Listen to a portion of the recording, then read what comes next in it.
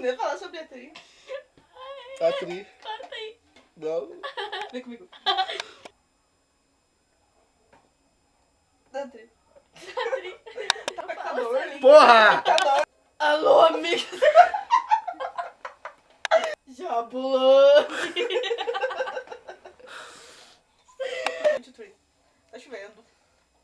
E tá assim. Atriz não. Hoje a gente vai falar. Da gíria atriz, Atriz. que é muito usada entre os jovens. Tipo, em 10 palavras. 9 não. 7. Tá, não, para. Em 10 palavras que uma pessoa fala, 9 são atriz. Atriz, né? Atriz Ainda top. mais porque elas tentam anular o seu atriz anterior. Então elas ficam. Atriz. Elas falam uma merda, entendeu? Atriz Tipo, não. Tá, vai. eu tenho Uma... verruga no pé. Atriz, né? Atriz. Atriz. Deu.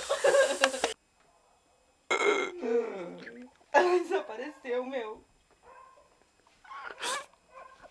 Cadê a Vitória? Sério, eu tô com medo.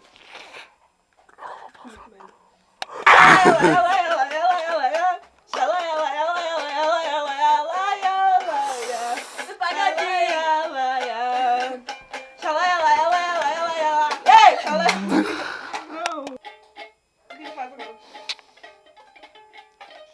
Tô comendo.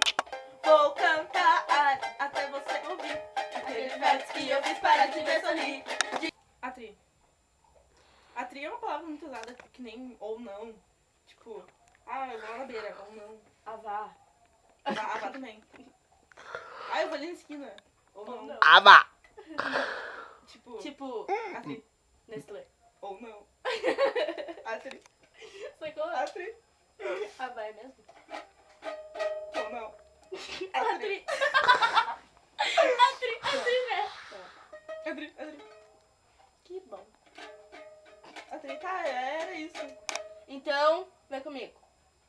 Fala Ou voltaremos. não. Fala voltaremos, que não fica legal. Voltaremos. Ou não. Atri.